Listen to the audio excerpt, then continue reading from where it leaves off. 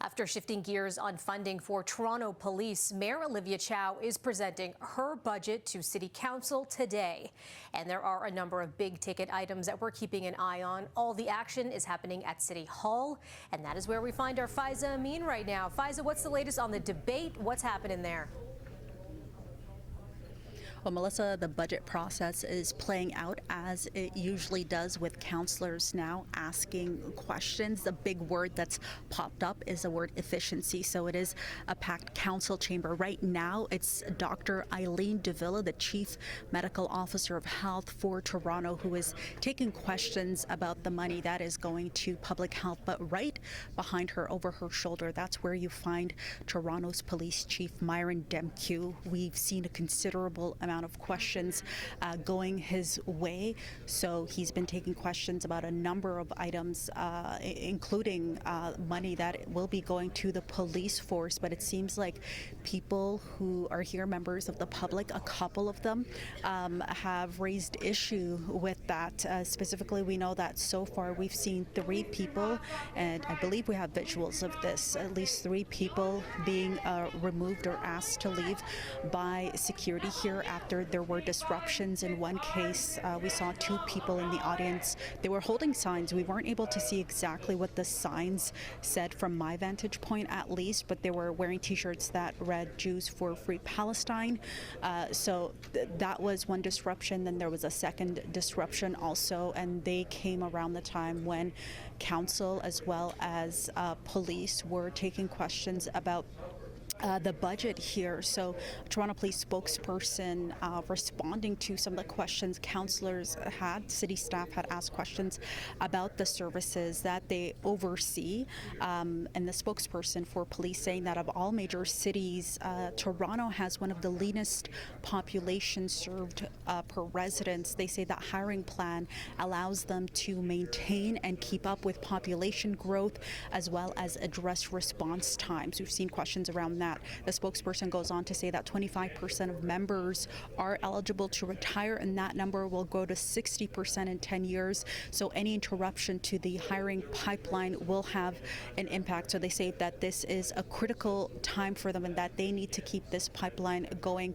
Police also talking about the challenges, Demkew here touching on the challenges police are being faced with: increased vehicle thefts, carjackings, break and enters, assaults. He says those are all up, but he'll be happy to know that just yesterday Mayor Olivia Chow has agreed to back police with their budget request. So Toronto Police had asked for a 1.7% increase, so that equals to about $20 million.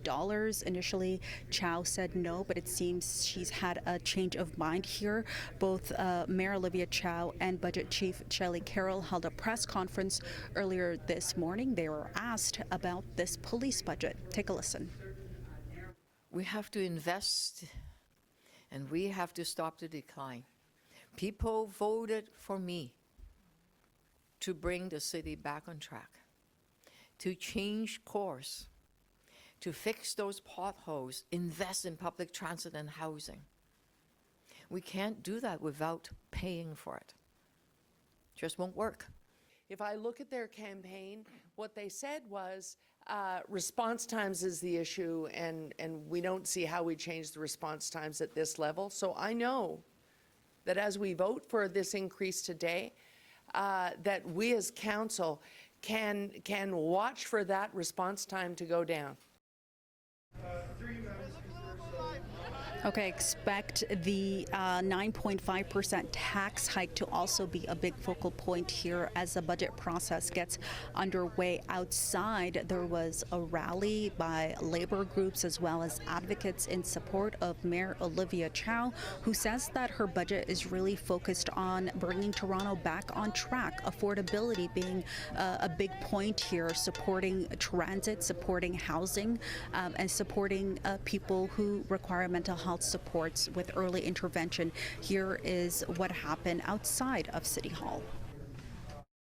Compared to last year, this budget is transformational. We're seeing record amount of investment in affordable housing, in transit, in shelters. There have been amazing moves so far by our current mayor, more than any mayor has been able to achieve literally since amalgamation. Having the Gardner and the DVP uploaded to the province, for example, having a different funding arrangement with the province, making sure that there is more federal money. Different layers of government, the federal and the provincial government, have to fund cities like Toronto and other places across the province appropriately to deliver the services that are required. But this city, the largest city, where the demands are in some ways the greatest, needs to be a real focus for the province and for the federal government.